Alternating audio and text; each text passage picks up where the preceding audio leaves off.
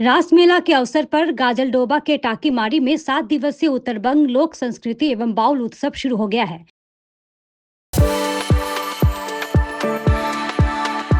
We are the dreamers, the achievers, and the leaders. Come, join us today.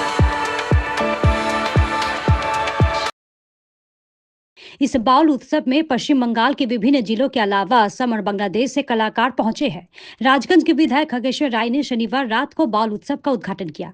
Rajganj के मंदादारी ग्राम पंचायत अंतर्गत गाजलडोबा संलग्न टाकीमारी का रास उत्सव इस साल अपने 26वें वर्ष में प्रवेश कर रहा है।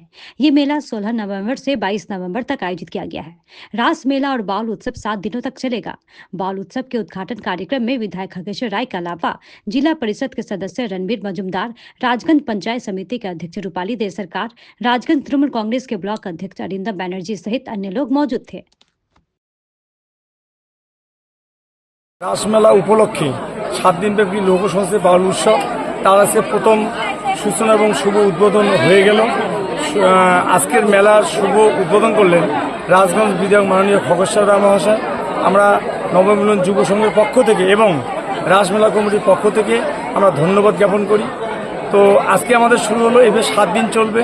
এখানে আমরা আশা করছি যে পুলিশ প্রশাসন থেকে শুরু করে বা উত্তর এলাকার যারা জনগণ রয়েছে, যারা যেভাবে আমাদেরকে সহযোগিতা করেন, আমরা আশা করি শান্তি শৃঙ্খলভাবে এই 7 দিন আমাদের মেলা আমরা অতিক্রম করতে পারবো।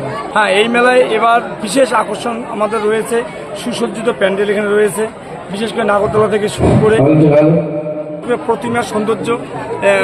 যেহেতু এখানে রাধা গোবিন্দের রাসলীলা, তো ভগবান শ্রীকৃষ্ণ যেভাবে রাস করে গেছেন, রাসলীলা করে গেছেন, তাই আমাদের বিভিন্ন প্রতিমার সৌন্দর্য এখানে রয়েছে সারিবদ্ধভাবে।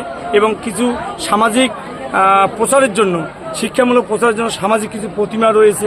তাছাড়াও এখানে বিশেষ করে আমরা যেহেতু আন্তর্জাতিক শিল্পীর সমন্বয়ে এই 7 দিন ব্যাপী রাজ উৎসব, তাই আমাদের এবার আমাদের প্রতিবেশী দেশ বাংলাদেশ থেকে আমাদের বিশিষ্ট শিল্পী, বিশেষ করে ইমদাদুল হক, উনি এখানে আসবেন। তাছাড়াও পশ্চিম বাংলার বিভিন্ন প্রান্ত থেকে বিভিন্ন শিল্পী আমাদের এই বাউল উৎসবে আসবেন এবং বাউল সঙ্গীত পরিবেশন করবেন। আমরা এটাই বার্তা দিতে চাই সাধারণ মানুষকে যে বাউল উৎসবের মধ্য দিয়ে মানুষের মধ্যে যে একটা চেতনা, মানুষের মধ্যে যে একটা ভক্তি প্রেম, বাউল ভক্ত প্রেমিকদের যে একটা চেতনার যে উৎসাহ হয়, অর্থাৎ সমস্ত এলাকার মানুষকে আমরা এটা বলতে চাই, বাউল অনুষ্ঠানের মধ্য দিয়ে যেন আমরা শান্তি শৃঙ্খলা, এই যে মেলা হচ্ছে মিলন উৎসব, এই মিলন উৎসবের মধ্য দিয়ে যেন শান্তি শৃঙ্খলভাবে আমরা এলাকায় বসবাস করতে পারি।